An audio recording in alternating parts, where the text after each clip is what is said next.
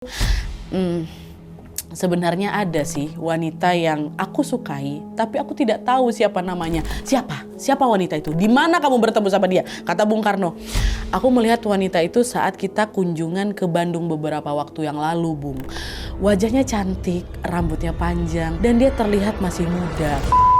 Hai, wassalamualaikum warahmatullahi wabarakatuh. Terima kasih sudah klik video ini. Sebelum aku mulai bercerita, aku pengen nanya dulu nih. Kalian pasti nggak asing sekali dengan tokoh yang satu ini ya kan? Betul sekali, beliau adalah Bapak Muhammad Hatta, yaitu pejuang kemerdekaan sekaligus juga wakil presiden Indonesia kita yang pertama. Aku yakin pasti kalian cukup familiar dengan wajah beliau dan juga perjuangan beliau ya kan, Wak? Tapi kalian tahu nggak kalau Bung Hatta punya kisah cinta yang berliku dan juga menarik sekali untuk kita bahas. Nah, kisah yang akan aku ceritakan ini adalah perjalanan asmara dari seorang Muhammad Hatta dalam menemukan tambatan hatinya. Dimana pada saat beliau ini sibuk memperjuangkan kemerdekaan nih, ya, beliau ini pernah bersumpah loh untuk tidak menikah sebelum Indonesia merdeka. Sumpah itu ternyata betul-betul dilakukan sama Muhammad Hatta atau Bung Hatta, di mana beliau ini hidup melajang sampai usianya menginjak 43 tahun. Di usia inilah barulah Bung Hatta ini akhirnya bertemu dengan seorang wanita muda yang bernama Rahmi, yang memiliki hubungan darah dengan masa lalunya beliau. Nah, siapakah masa lalu itu dan gimana kisah selengkapnya? Jadi tanpa berlama-lama kita langsung masuk aja ke ceritanya, Wak, ya. Check it out.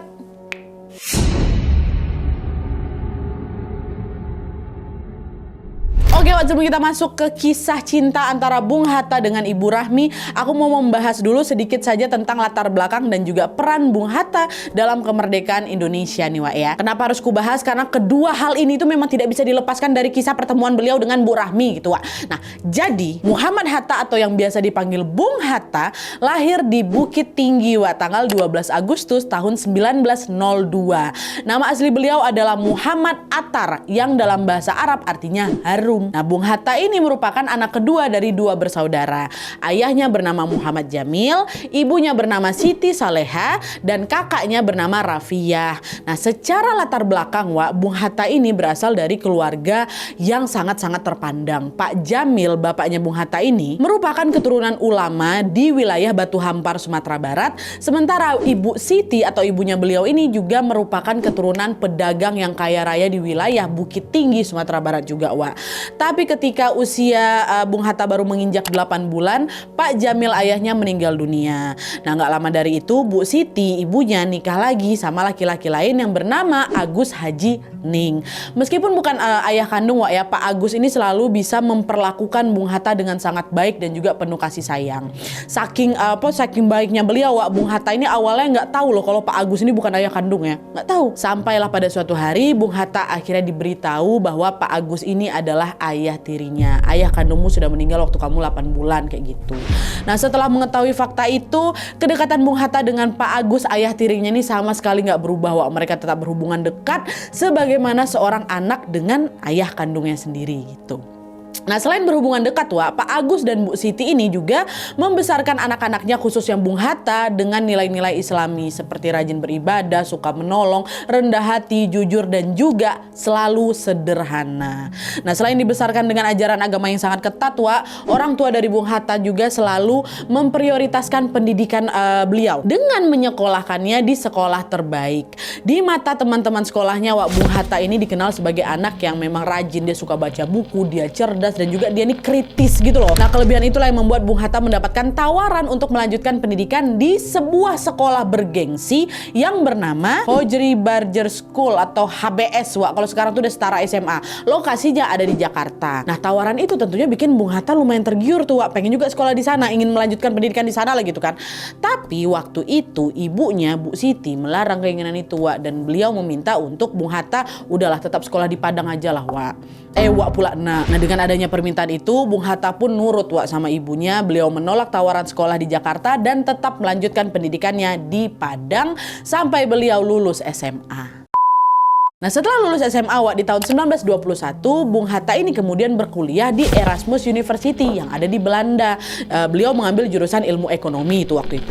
Nah, ketika berkuliah di Belanda ini, Bung Hatta ini juga mulai aktif tuh memperjuangkan kemerdekaan Indonesia dengan bergabung di organisasi Perhimpunan Pelajar Indonesia yang bernama Indische Vereniging atau IV gitu Wak ya. Nah, di organisasi ini Bung Hatta ketemu Wak sama 3 tokoh penting Indonesia yang dikenal dengan sebutan 3 serangkai. Siapa saja mereka?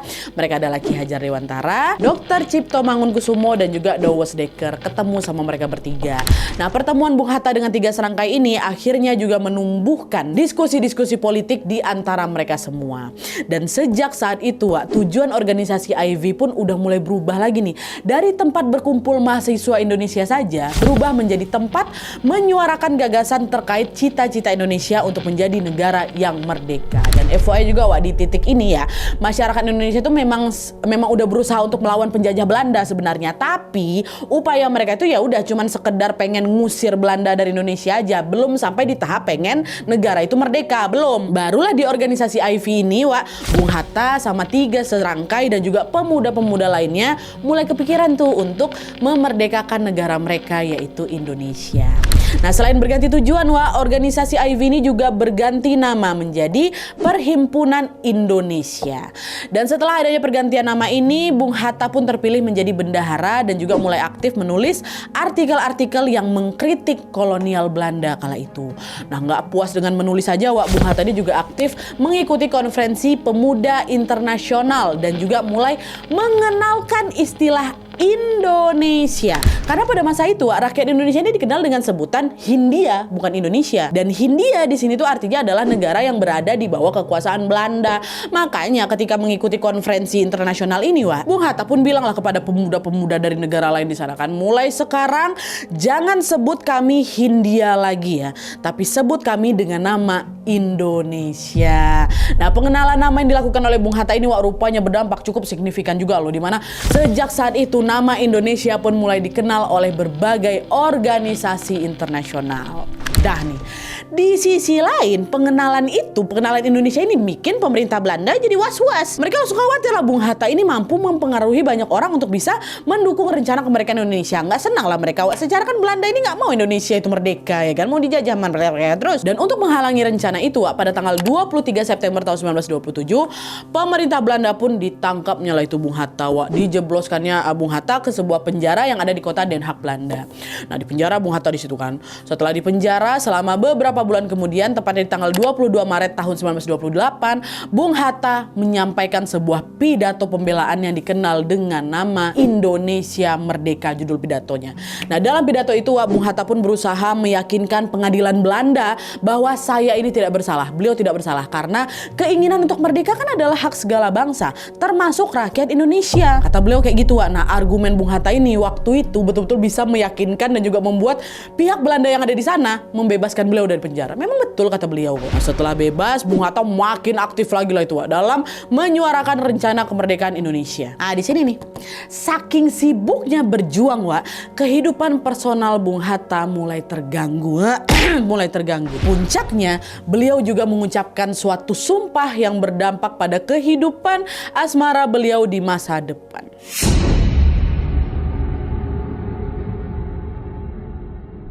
Jadi ceritanya nih ya, ketika sibuk memperjuangkan Indonesia di saat yang sama Bung Hatta ini juga sedang menjalin hubungan dengan wanita cantik. Nama wanita ini adalah Ani Nurdin.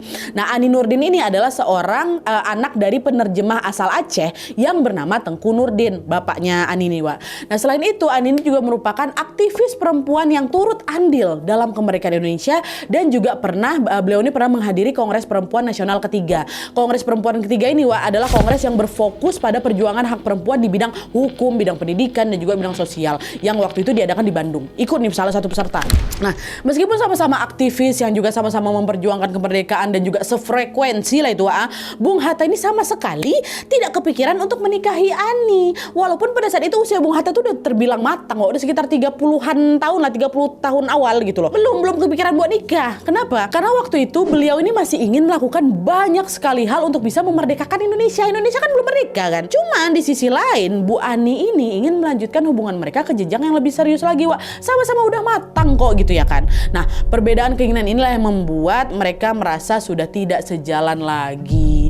Akhirnya pada suatu hari, Wak, Ani dan Bung Hatta pun sepakat untuk putus, mengakhiri hubungan mereka.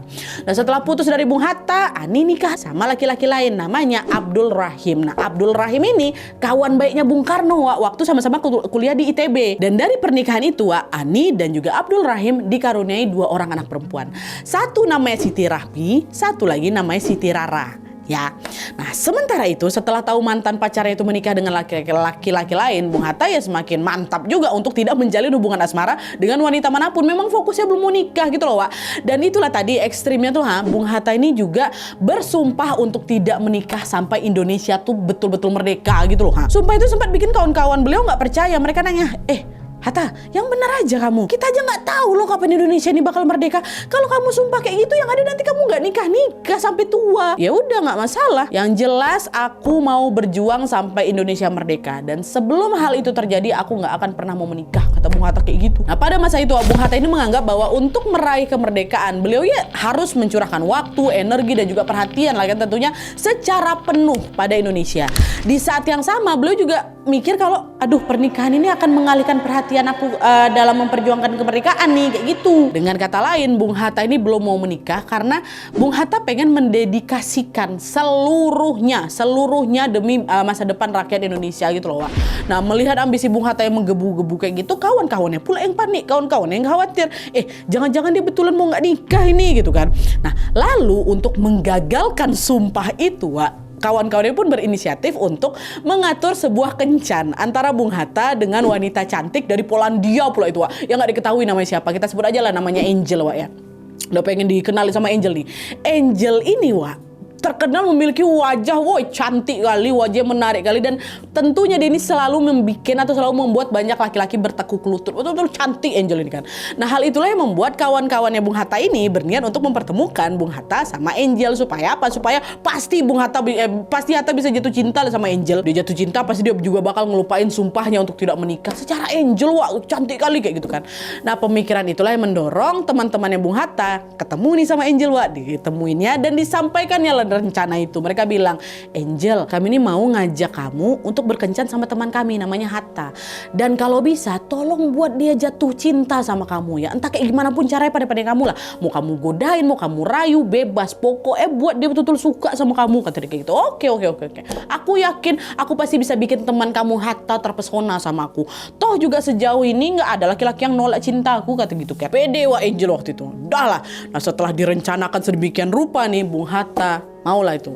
Cobalah dulu ketemu sama Angelnya begitu gitu kan. Kencan nih, Wak, sama Angel kan. Nah, di sepanjang kencan itu berlangsung, Bung Hatta memperlakukan Angel dengan formal kali, Wak, tanpa ada interaksi romantis. Nggak ada, ya udah berkenalan kayak gitu, nggak ada romantis ya gitu. Nah, di sisi lain, Angel yang ngerasa tertantang untuk bisa menaklukkan seorang Bung Hatta ini berusaha menggoda beliau, Wak, dengan gestur-gestur romantis, macam dipegangnya lah tangan Bung Hatta, dia kasih senyum menggoda dan lain sebagainya.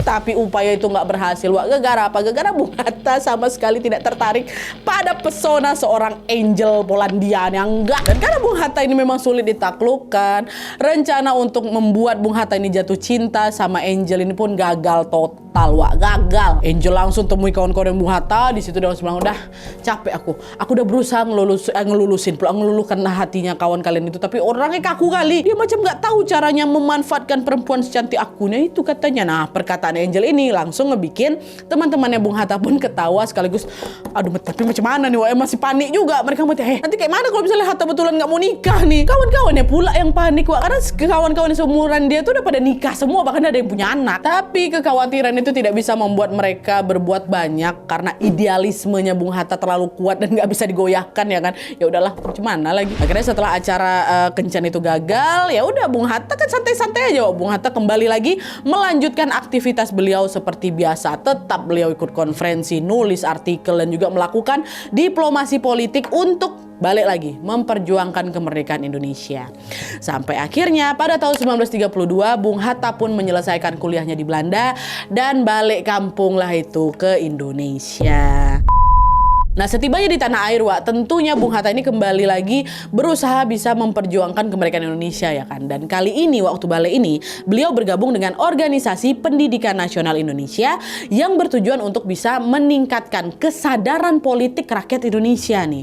Nah, selama tergabung dalam organisasi ini, Bung Hatta kembali lagi mengkritik pemerintah Belanda yang kala itu sedang mengasingkan sahabat beliau, yaitu Soekarno atau Bung Karno yang dianggap membahayakan Belanda, Wak. Nah, kritikan dari Bung Hatta akhirnya bikin Belanda geram juga sama Bung Hatta, Wak. Akhirnya Bung Hatta pun diasingkan juga nih ke Bovendigol namanya. Wah, itu penjara yang parah kali lah, Wak. Dan setelah diasingkan di sana, pindah penjara ke Banda Neira habis itu kan. Nah, ini sedikit informasi aja, Wak. Di Banda Neira inilah chemistry dari Bung Hatta dan Bung Karno tumbuh, Wak. Kenapa? Karena Bung Karno juga diasingkan di Banda Neira tuh. Sultan Syahrir juga di situ. Nah, dari sinilah hubungan mereka makin dekat kan, khususnya berdua nih, Bung Karno sama Bung Hatta. Pindah ke Banda Neira bukan berarti Bung Hatta diam-diam aja, tetap dia masih nulis artikel tentang kemerdekaan Indonesia di berbagai surat kabar, Wak.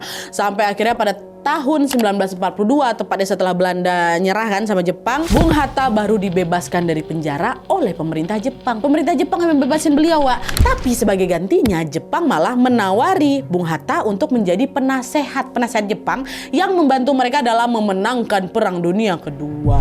Nah, FYI, di saat Jepang datang ke Indonesia kan mereka ini juga lagi perang ngelawan sekutu kan, Wak. Makanya minta bantuan dari Bung Hatta supaya bisa menang di Perang Dunia Kedua nih. Nah, tawaran kerjasama itu, Wak, disetujui sama Bung Hatta. Ini bukan Bung Hatta jadi pengkhianat, gue kan di pihak Jepang kan. Tapi di situ Bung Hatta kan pintar. Beliau punya maksud dan tujuan lain. Alih-alih ngebantuin Jepang, Wak, beliau ini justru berniat untuk memanfaatkan kesempatan bebas beliau ini untuk membela kepentingan Indonesia dalam balik lagi meraih kemerdekaan. Dan selain menjadi penasehat Jepang tadi, Wak, ya, Bung Hatta ini juga terus terlibat dalam berbagai aktivitas politik kemerdekaan Indonesia. Dimanfaatkan maksimal kali lah sama Bung Hatta dan juga Bung Karno. Singkat cerita, waktu pun berlalu sampai akhirnya di tahun 1945 ketika Bung Hatta sudah menginjak usia 43 tahun, Wak, beliau menjadi tokoh penting dalam sebuah organisasi namanya Panitia Persiapan Kemerdekaan Indonesia atau PPKI. Dan Jepang juga udah nyerah, gara-gara udah dibunuh sama sekutu waktu itu kan.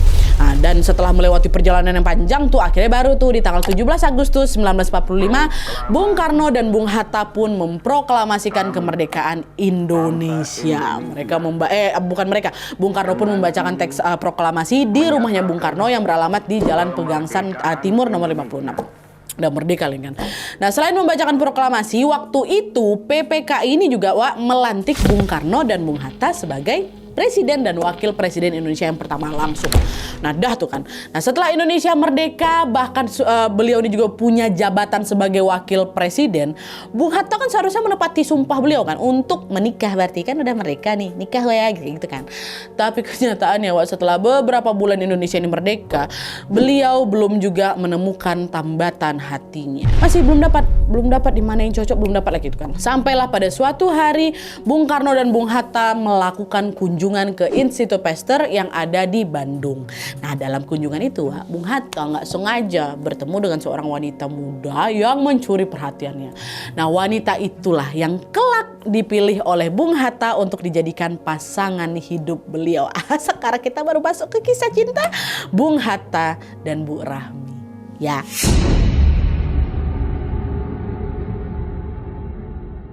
Nah, jadi ketika menghadiri acara di Institut Pasteur itu, Bung Hatta ini bertemu dengan seorang tadi, gadis muda, wanita muda yang mencuri perhatiannya. Dari penampilannya, gadis itu wajahnya cantik, rambutnya panjang, dan juga pembawaannya itu tenang, kayak gitu. Kayak macam cocok gitu lah sama vibes-nya Bung Hatta kan. Nah, karena penasaran, Bung Hatta pun memperhatikan si wanita itu dengan lebih detail lagi. Waktu diperhatikan sama beliau kan, dari situlah Bung Hatta nih sadar, kok gadis yang ku tengok ini wajahnya mirip kali ya sama mantan pacarku yang udah menikah kemarin tuh. Siapa? Ani. Kok mirip sama Ani ya, kata Bung Hatta itu kan. Dan meskipun terpesona sama kecantikannya, Wak, di situ Bung Hatta nggak berani ngajak gadis itu buat ngobrol atau kenalan lah, nggak berani, sungkan beliau. Jadi nggak sempat kenalan, cuman udah, wah ini cantik nih cewek ini gitu kan. Nah, udah setelah acara itu selesai, Bung Hatta baliklah ke Jakarta dan dia kembali lagi menjalankan pemerintahan wakil presiden ya kan. Nah, lagi-lagi karena sibuk mengurusi urusan negara, Bung Hatta belum kepikiran juga buat nikah nih, malah kenapa belum nikah nih gitu kan. Sampai akhirnya pada pada suatu hari sahabat beliau, which is presiden beliau, which is Bung Karno, negur, "Hei Hatta, sekarang Indonesia sudah merdeka, terus kapan kamu mau nikah? Ada nggak perempuan yang kamu suka? Kalau ada, nanti biar aku yang bantuin kamu untuk ngelamar dia," kata Bung Karno kayak gitu, Wak. Nah di situ Bung Hatta malu-malu. Sebenarnya ada sih wanita yang aku sukai, tapi aku tidak tahu siapa namanya. Siapa wanita itu? Di mana kamu bertemu sama dia? Kata Bung Karno. Aku melihat wanita itu saat kita kunjungan ke Bandung beberapa waktu yang lalu, Bung.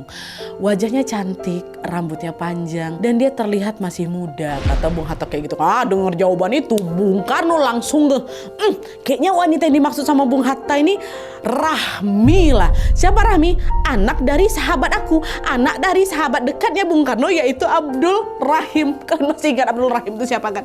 Dia adalah suami dari Ani, mantan pacarnya Bung Hatta yang udah putus puluhan tahun yang lalu, Wak. Nah hal itu berarti Rahmi ini adalah anak dari mantan pacarnya Bung Hatta. Rahmi ini, Wak, anaknya Ani. Nah setelah mengetahui fakta itu, Bung Karno nggak buang waktu, Wak. Beliau langsung mengajak Bung Hatta pergi ke rumahnya Abdul Rahim nih untuk melamar anak gadisnya langsung. Abdul Rahim sama Bung Karno kan sahabatan, sama-sama teman kuliah ITB ya kan. Nah waktu udah nyampe rumah, waktu itu Abdul Rahim ini sempat khawatir Rahmi tidak mau menerima lamaran itu. Gara-gara apa? Rahmi masih 19 tahun, Wak. Bung Hatta umurnya berapa? 43 tahun. Beda usia mereka tuh 24 tahun. Nah melihat kekhawatiran sahabatnya, Bung Karno bilang lagi, "Ya udah sini, aku aja yang membujuk Rahmi anakmu supaya dia mau menerima Hatta," kata Bung Karno kayak gitu. Nah di sini Abdul Rahman tahu kali kalau Bung Karno ini memang pandai memikat hati wanita kan. Wah, akhirnya ya udah silakan gitu kan. Coba kamu bujuk anakku, siapa tahu dia mau menerima lamaran sahabatmu Hatta kayak gitu. Dah. Kira tanpa membuang waktu lagi, Bung Karno pun segera langsung menemui Rahmi, Wak.